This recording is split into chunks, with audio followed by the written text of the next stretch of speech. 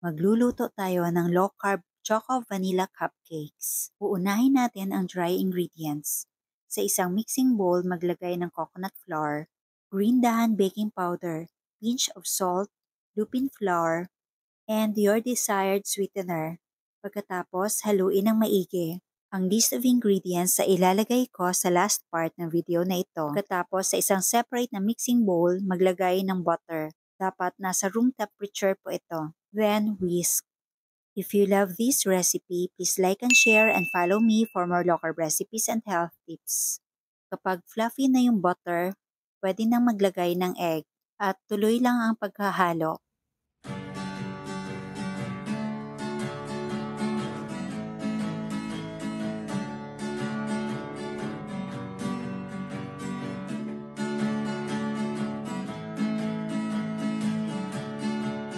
Now add green dahan vanilla flavor.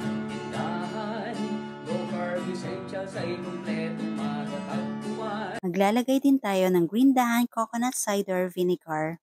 Kung wala po kayong coconut cider vinegar, pwede po cream of tartar na lang. Pagkatapos, mix lang po natin ng maigi. Then gradually add dry ingredients. Katulong mo sa pag-ayos ng iyong kalusugan. Marami kang pagpipilian sa Jetter's Tindahan. Baking essentials, condiments.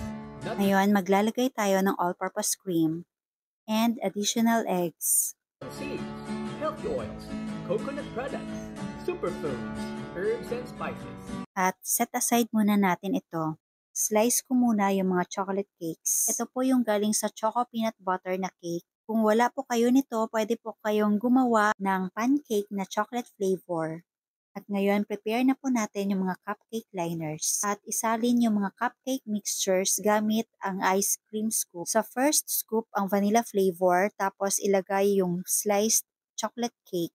At ipatong ulit yung vanilla flavor. Then bake at 160 degrees Celsius for about 20 to 25 minutes. Then, let it cool. Low-carb breads, kakaning, at may sugar-free ulam pa. Happy ang pamimili. Mag-plating na tayo. Sa Jetter's Green Dahan. Tindahan, low-carb essentials ay kumpletong mga. At ito na ang ating choco vanilla cupcakes. Pagkuhan, katulong mo sa pag-ayos ng iyong kalusugan. Marami kang pagpipilian sa Jetter's. Tikman natin. Diba? Super ganda.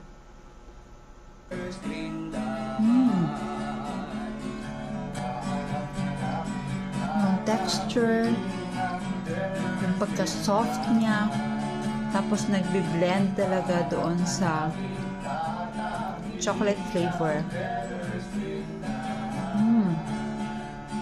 Super sarap.